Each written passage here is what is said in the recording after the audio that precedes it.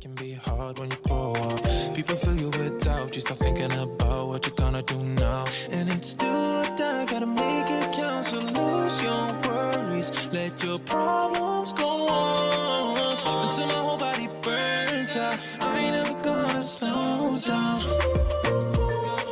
I ain't never gonna slow down.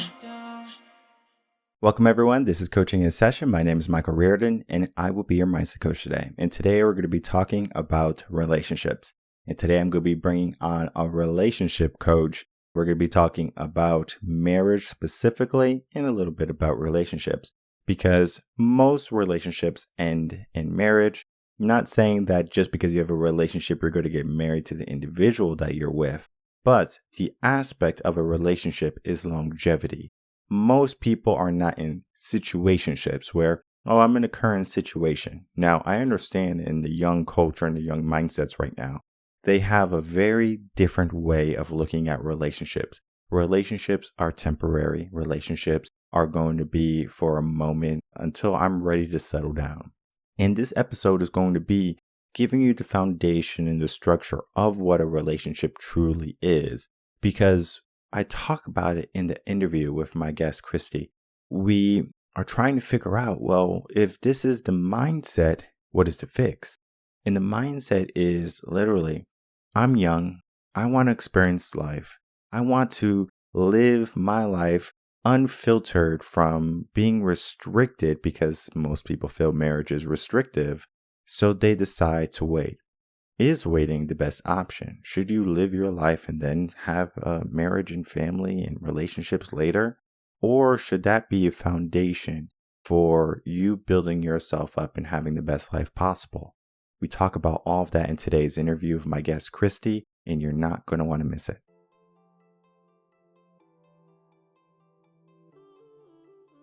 Welcome, Cristie Cerniglia to Coaching in Session. How are you doing today? I'm great. How are you? Doing well. I butchered your last name before this. This is not going to be on the edit, of course, but I'd like to let people know that I'm a man that makes mistakes. But today we're going to be talking about your work. You are a relationship coach. We're going to be getting into ins and outs of relationships, the good, the bad, the ugly. Who knows what this conversation is going to bring? But in your own words, tell the world who you are, what you do, and how you help. Oh, wonderful. I'm glad to be here, Michael. Thank you for having me. I'm Cristie Cerniglia. I live in Lexington, Kentucky with my husband. We've been married for 30 years in May. Miracle, right? And I'm only 35, in case you were wondering, but I have 4 kids and 2 grandkids. And what happened that kind of initiated all this for me is my parents' own divorce when I was a senior in high school. It was really terrible. It came as a big shock and just really painful and difficult and continues to be difficult. Since then, I've always had a passion for marriage and family. And so I love talking to women about their marriages, their family, and how they can thrive rather than just survive. What's maybe the most common trend that you see, especially when you're speaking to a woman in your relationship coaching work, where they're in that survival aspect, that survival mode that's in their mind that they can't get out of and they need help from a relationship coach like yourself to get them out of that thinking? Well, the place I always start with women is self care because so many women have been investing so much in their marriage and their family and their home and just making everything work that they've totally let themselves go and they've totally forgotten what brings them joy or how to have fun and things like that. And it's real difficult for an unhappy person to have a happy relationship. So I want to start out by trying to help them just get happy, pay attention to themselves and do some things that they enjoy, no matter how small. Read a chapter of a fun book, sit in a hot bath, whatever floats it for you. Exercise, go for a walk. The self-care aspect, especially when it comes to women, they have a very difficult time, I have found, separating their self-care versus the family self-care because they feel obligated for take care of the family, to take care of their kids. Is that something that's just like a biological thing where they're just like thinking about like I have to be this nurturer because this is my role? Or is it more of what society says, this is your job, this is what you should be doing? That's a really good question. And I'm sure there's pieces of both, but I do think that there are stereotypes, but then there are also real similarities between men and between women. And women, we just tend to dive in and try to take care of everything ourselves. And what ends up happening, sadly, is that we start getting full of resentment and bitterness. And this is a relationship killer, right? Because we start to think, "Well, why isn't he doing this? Why isn't he contributing here? Why isn't he?" But at the same time, we just keep pushing, pushing, pushing to get it all done instead of admitting, I can't. I can't do it all. I am a mere mortal woman and I don't have enough to go around for everything and I need help. And I think that most husbands are really ready to hear that message. I need you. I need help. But what they're not ready to hear is the griping and the complaining, which is so many times what ends up coming out of my mouth and other women's mouths. Instead of that call for help that's vulnerable and attractive, it's that griping and complaining, which I didn't know I was doing. It's just a blind spot, and we have them. We have blind spots that we don't recognize in our own life. Once they were pointed out to me, oh, and once I was given another alternative in place of it, oh, now I get what I want so much of the time. Now I get help so much of the time because I know how to express my desires in a way that inspires instead of that complaining, which was really repelling my husband and my kids, my family. I thought I was a motivational speaker. Turns out I was just a big mouth complainer. I find it so interesting how the way we grow up is going to influence who we become later on. If we have a strong family, that has influence to what we do later on in life. It doesn't guarantee it, it just has strong influence. And then certain situations in our life, like divorce, can turn us away from relationships or it can turn us on about relationships, like what went wrong there. And we could start to dissect the issues, right? The bitterness, the nagging, right? The stonewalling, right? Whatever a person is subconsciously doing, they do it because essentially they were never truly taught about these aspects when they were young. They were never taught about relationships, maybe even love. And they just see things for either their own lens or what the world is showing them, right? Be it movies, books, things along those lines. They see the picture perfect, but a relationship is messy sometimes. It could be hard. It could be very difficult for people to get over their own understandings of what a relationship is and then saying, okay, this is what a relationship is. Because I'm sure you're aware, if something is broken today, people just throw it out and they get something new. They think the grass is greener on the other side. But before we get to that conversation, I wanted to talk about the onset, the foundation. How can an individual, if they have a kid, a teen, start to influence someone, whether it be male or female, doesn't necessarily matter, how to be in a prosperous, growing, and flourishing relationship? Because if we just kind of let them be, we're going to have a lot of struggle. Well, I love what you said about I've come up in this family with this background and these tendencies and things. And then I come together with my husband, and he's come from his own family with his background and his tendencies and expectations, right? We both come with these expectations, and it can be hard to blend those together. And I guess that's where communication is so important. But I also am a firm believer in I can blame certain things on my family of origin and I can walk in that. But at the same time, there's a point when I become an adult, right? And I have to make my own way. And I have to be responsible and take accountability for who I am today. And do I want to stay the way I am today? Well, for me, I've always been someone who's interested in constant improvement. I want to read books. I want to know people who push me to a higher level. I want to do better today than I did yesterday. And I think that's another thing that led me into coaching. I love to stand for a woman who wants her marriage to work, but almost is to the point of hopeless. I can share my hope with her and help her to see this is not gone yet. There is still hope there. And that's one of my jobs as a coach is to say, I see this. Did you see this? she didn't see it because she was looking over here, right? And point out all those wins and all the ways I see her husband loving her, even if she can't see it. Do you know I was missing a lot of the ways that my husband was loving me? And I was not receiving them because I was blind. And I was so busy looking at what I didn't have or what I was unhappy with that I was missing all of this beautiful green grass, like you said, over here. And so once I shifted my focus, because what we focus on increases, right? And so once I shifted my focus, oh man, I began to just gather evidence, more evidence of how much he loves me and wants to make me happy. And man, that changed the whole perspective.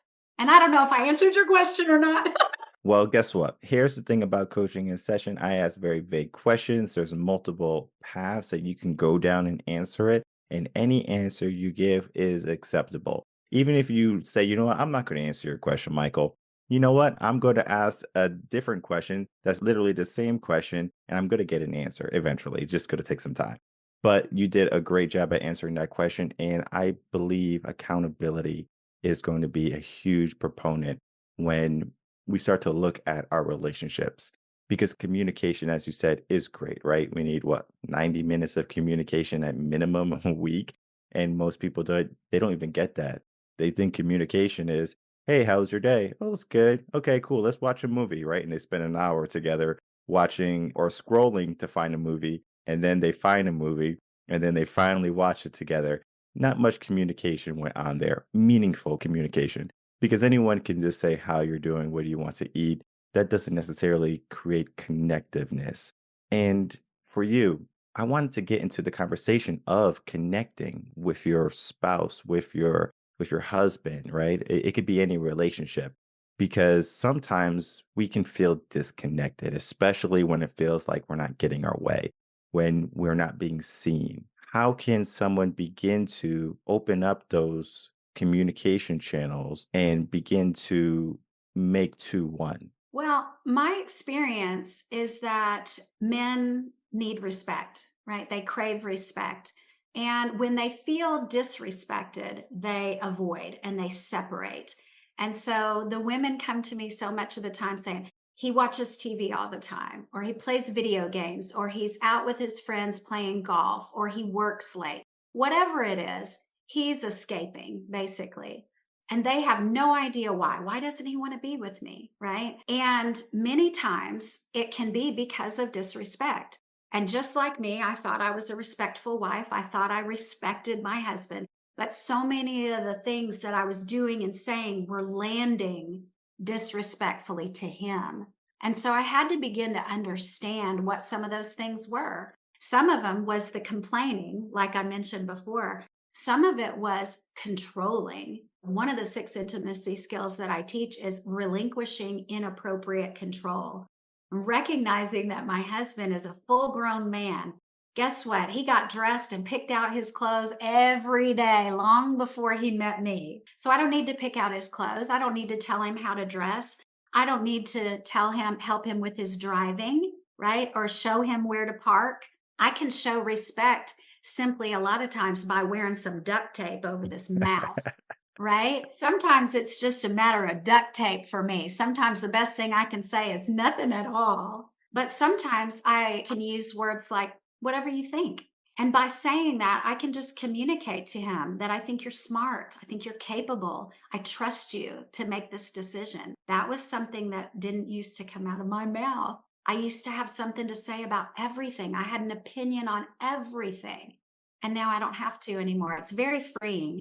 That's like our ego, though, when we're young, when we're teenagers, and we can see our whole life ahead of us. It's just like, oh, I have to do this, I have to do that. I want this for myself. And it could be a bit daunting, especially if we don't have any guidance, mentorship, coaching. Kind of go down this path of what we feel is best for us. And then at some point, we start to ask ourselves, is this truly what I want? And what's happening a lot with younger individuals, both male and female, this is not specific to gender, but they're deciding not to get into long term relationships at an early age. They want to be free. They want to explore and travel the world. They don't want to create anything. And later on in life, they say, I want to start a family then. And there's no wrong way to live life. Everyone gets to make their own choice.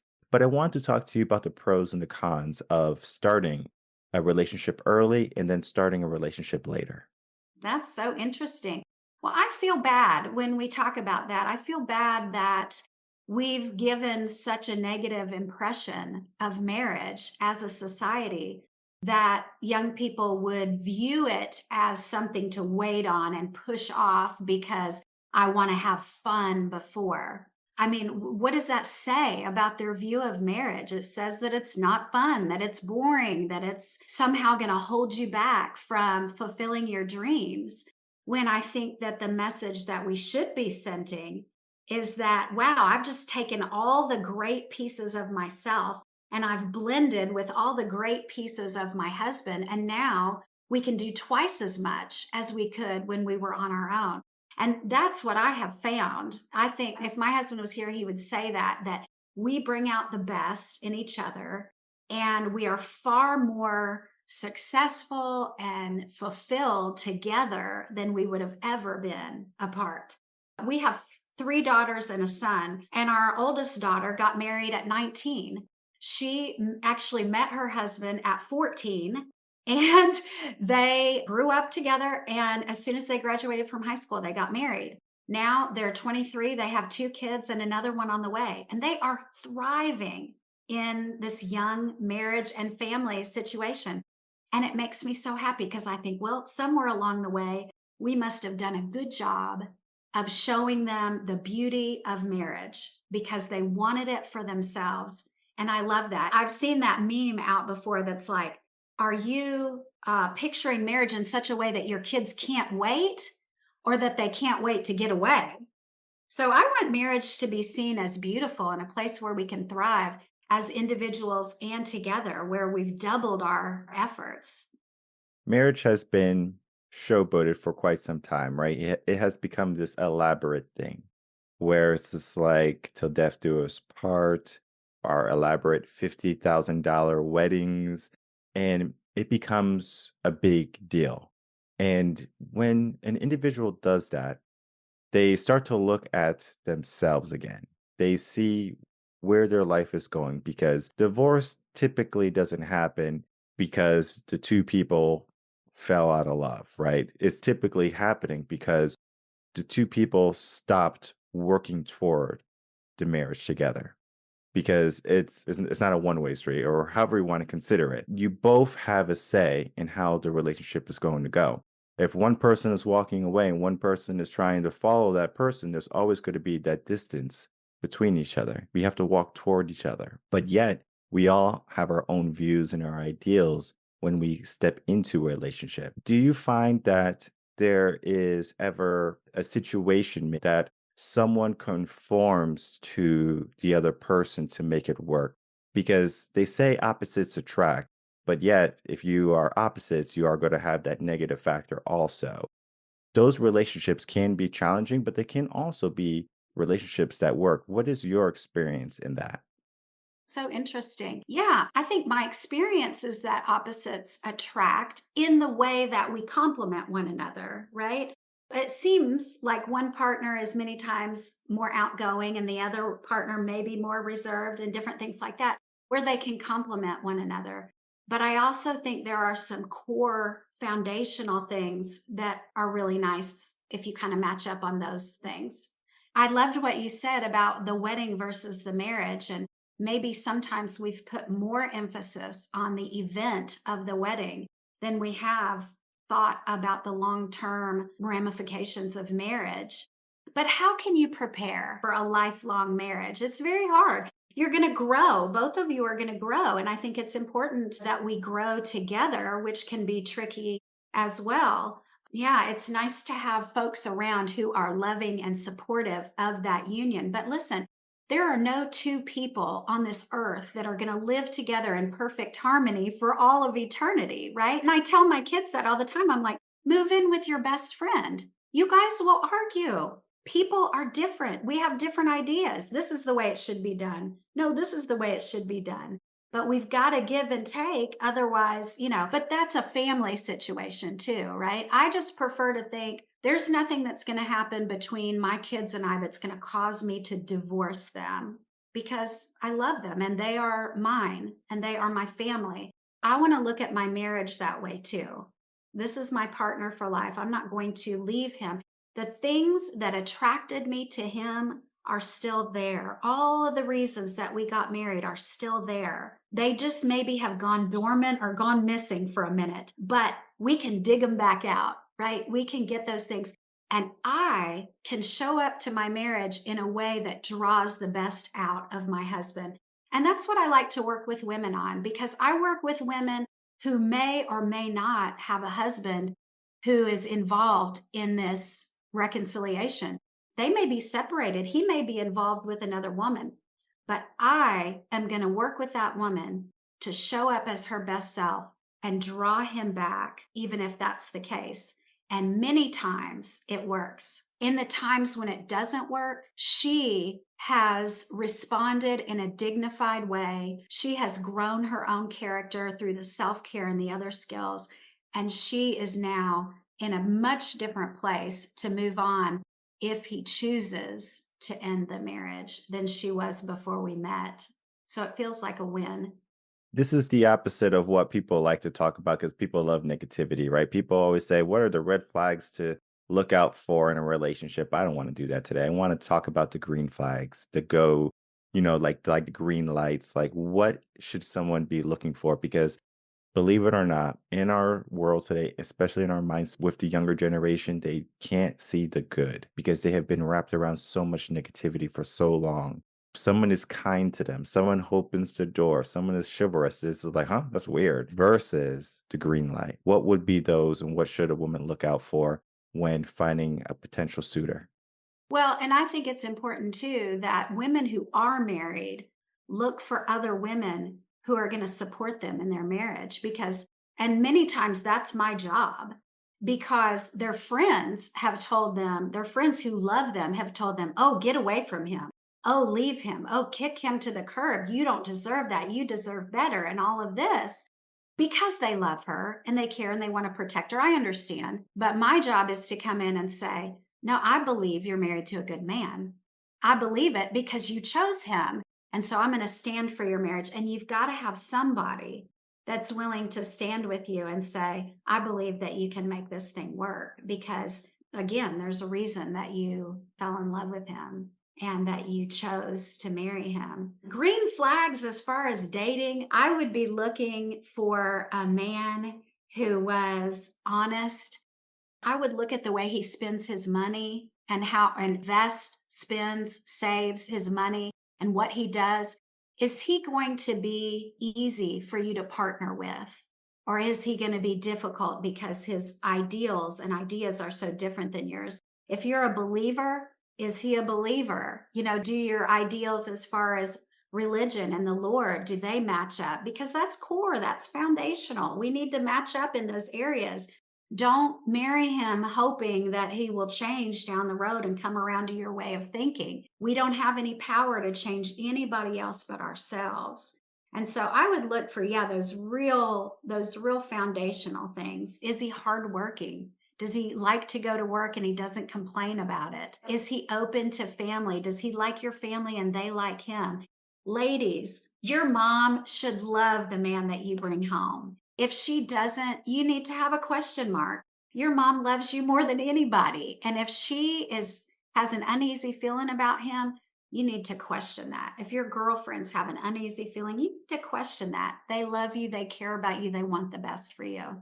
You said something early on where women should support other women, and I 100% agree with that. But then there are going to be aspects of jealousy where maybe a woman sees your relationship and maybe you're going through a rough patch in your marriage relationship, right? And they just maybe say something along the lines of just leave him, right? It's just not worth it. But they might have some resentment, jealousy, and maybe they just want you to be single like them. How can someone differentiate between people who want to help meaningfully, and then people who are just kind of those negative Nancy's in their life. Yeah, we've got some Debbie Downers out there, don't we? I think women already know who those Debbie Downers are because they're Debbie Downer not just about your relationship, but about your career and about everything, all of the different aspects. So I think you know who they are. Yeah, I think it's the other sign is how does she feel about her husband if she's married, right? Women who are complaining and griping and everything about their husband are probably not in a great position to affirm you in your marriage. You need to find a positive community of women who are looking to love their man, not looking to put him down and criticize him. That's why I started a private Facebook group for women like that. Women can come together and we can support one another in loving our husbands more and more and looking for the good rather than the bad.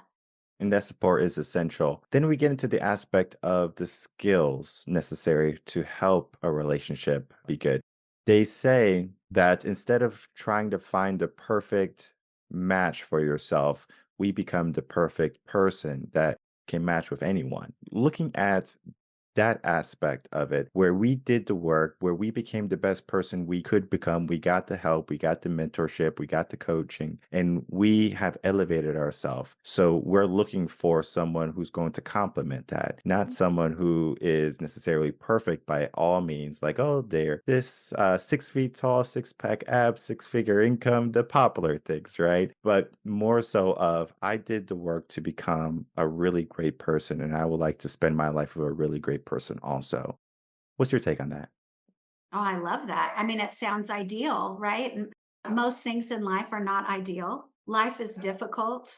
Life is messy. People are messy. I think we should be realistic. I think that we should understand that I am a flawed human and I'm married to a flawed human. And so I need to love and accept him as he is, not what I hope he's going to grow into. I spent a lot of years trying to make changes in my husband, trying to motivate him to do this or to that.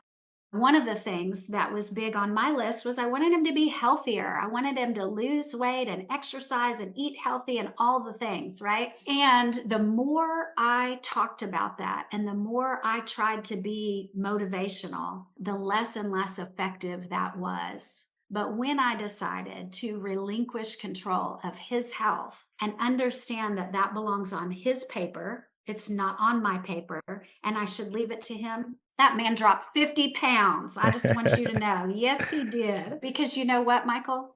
We don't want to be controlled by other people. We don't want to be convinced and coerced and manipulated, but we like to do it to other people. So I have to let that go. And the same thing for my kids. My kids are teens and adults now. I need to relinquish inappropriate control and let them run their life and let them make decisions.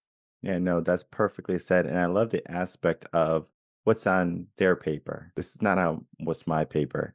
And I love the aspect of having a private Facebook group where women can come together, support each other, because there are going to be a lot of Debbie Downers, as you said, on social media. You can post something on Twitter, for example, and everyone from left and right, they're going to attack you.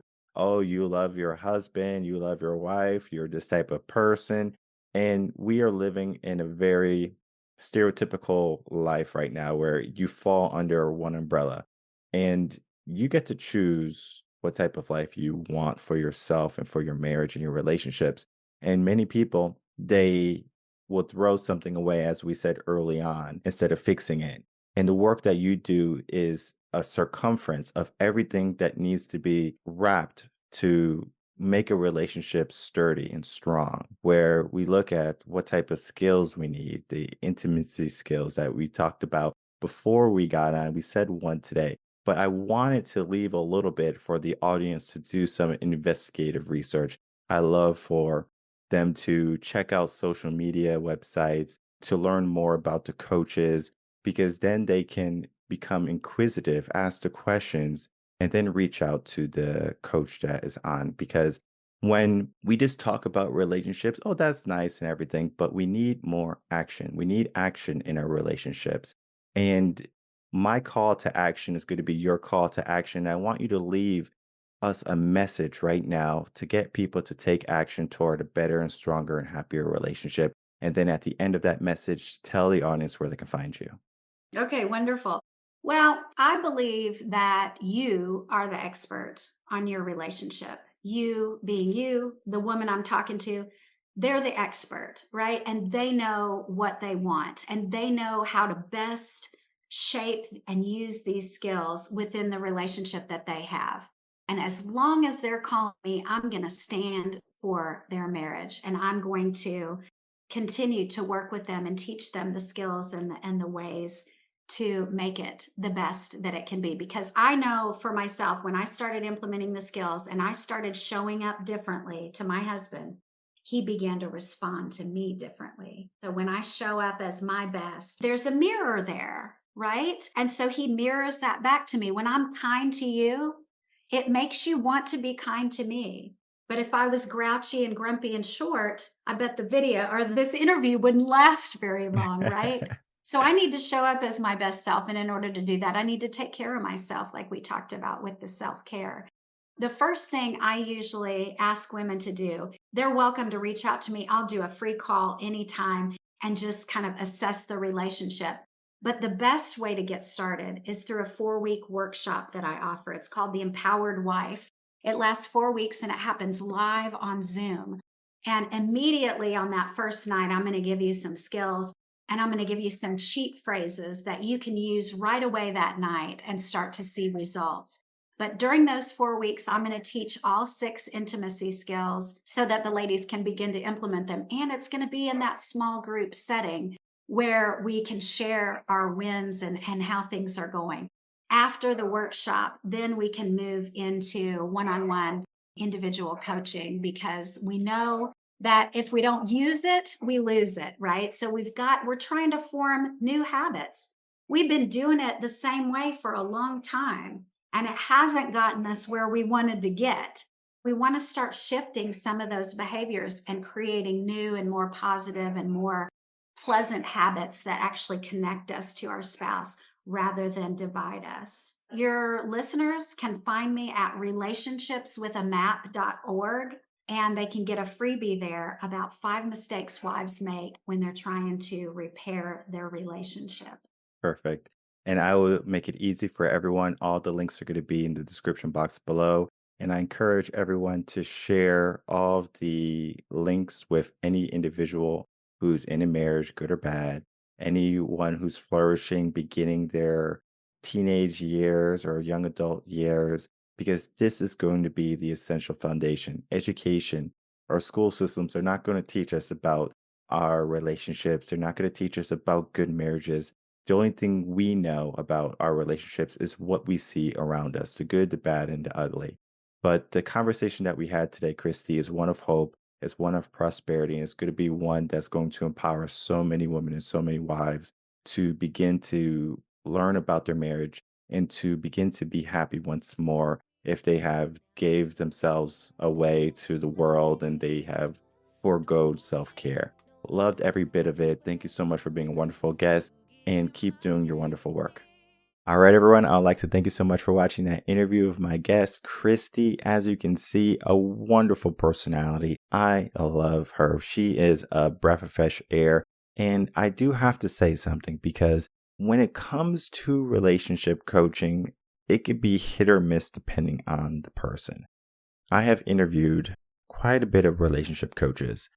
Maybe one out of all the interviews I did were maybe good, right? It's like, okay, this is good. This person knows what they're talking about versus a relationship coach that is operating purely on emotion. Now, of course, there's emotion, there's vigor, there's aspirations in Cristie's words, but it's not swayed by what society's telling you to do. Throw it out if it's not working. I talk about this quite often on my social medias and how marriage has evolved because marriage used to be an institution for forever growth. Now it's an institution for momentary pleasure. We are in it until it is bad. There are going to be bumps along the way, whether you like it or not. And I speak to so many married individuals And they always tell me these little tips and tricks and stuff like that. And the tricks are not so much of, you need to do this when your wife is mad or something like that. We learn to love our partner. We have to learn our ladies. We have to learn our men, wherever you are.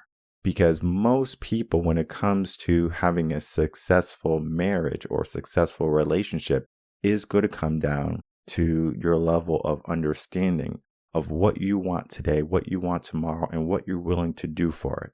Because most people are going to say, well, it's broke, throw it out. That's an option, right? There's always an option. To me, that's the easiest option.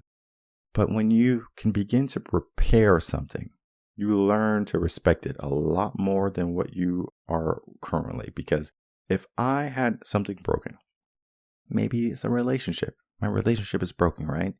I'm going to say, you know what? I can just get a new relationship and everything is going to be brand new. Think of it as a car.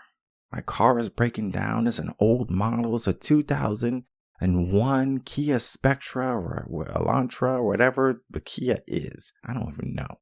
But what I can tell you is that I can take my car to the repair shop, or I can say, I'm going to go get a new Kia. I'm going to go get this new Kia 2024. Got all the bells and the whistles. It has CarPlay. It could drive itself. I mean, this sounds like a good deal.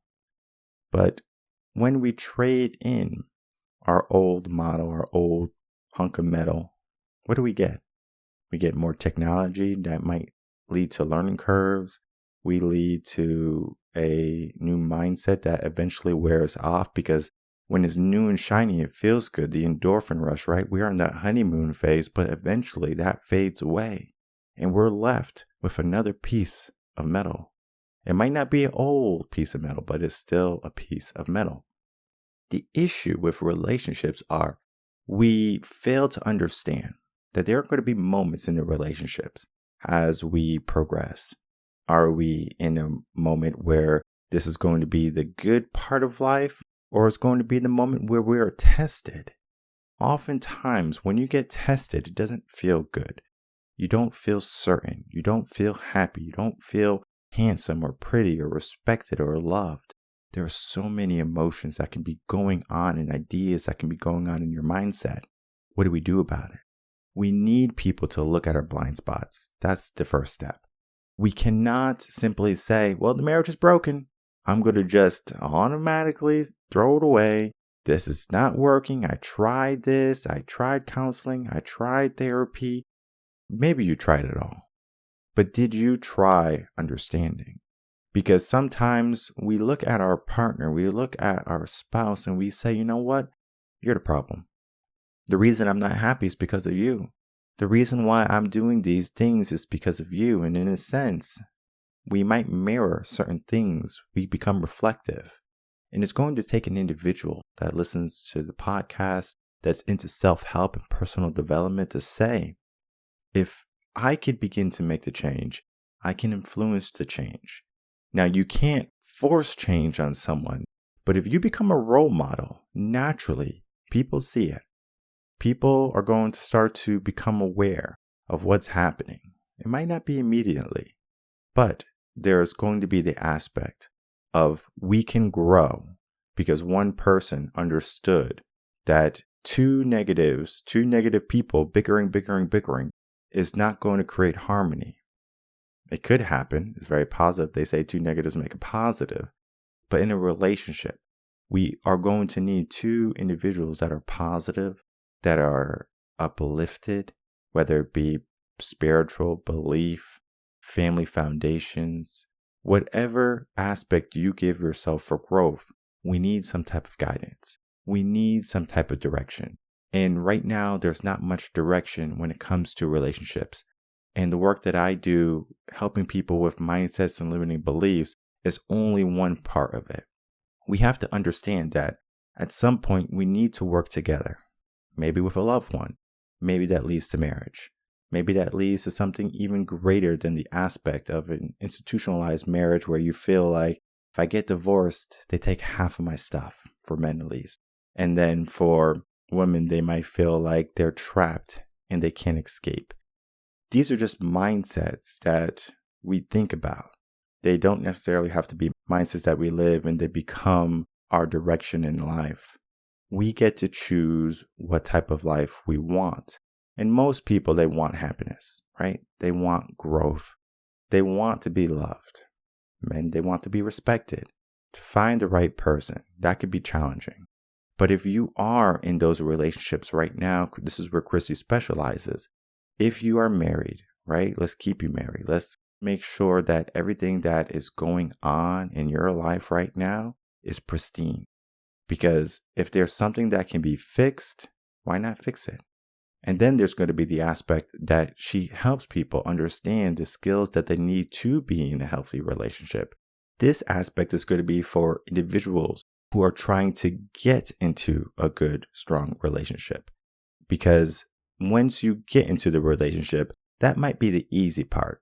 But then staying in the relationship, being happy in the relationship, doing everything that you need to do in the relationship, that could be the most daunting. And I have found in order for an individual to continue to progress in their life, they need to have some type of guidance. This is why coaching is so big today.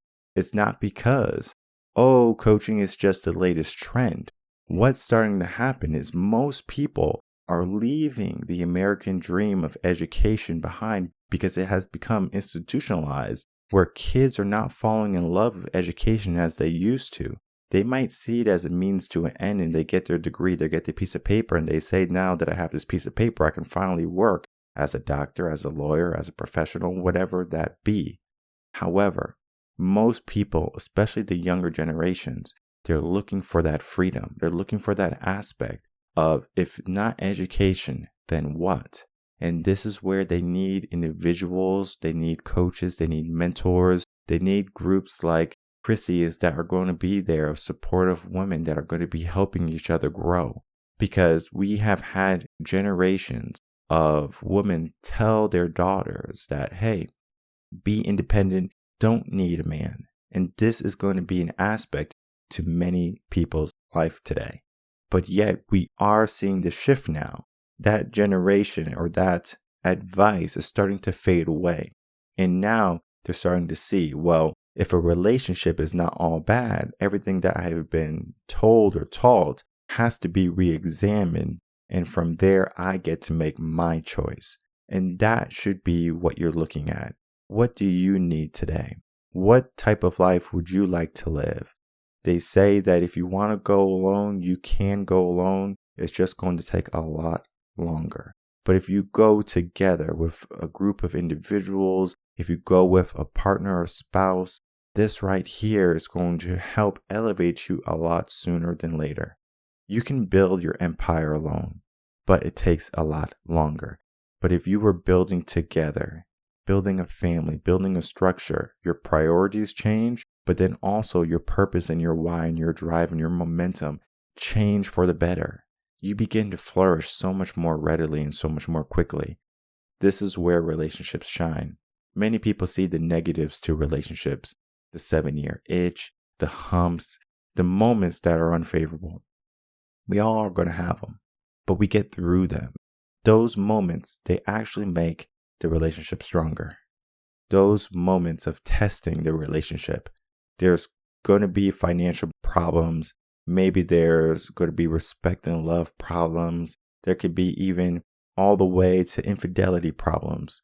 There can be a lot of issues in a marriage. And just because you have issues, it doesn't mean you made the wrong selection. It doesn't mean that you are a bad person. It just means you need a little bit of guidance. And Cristie is going to be that guide for many individuals, many women who are trying to figure out what they need, what skills they need in order to get back to where they need to be so they can flourish in life again, so they can have a marriage that flourishes and that they can have a life full of abundance.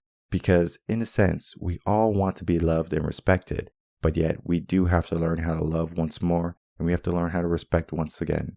So this is a two-way street, as I was saying. I don't know if I said a one-way or two-way earlier.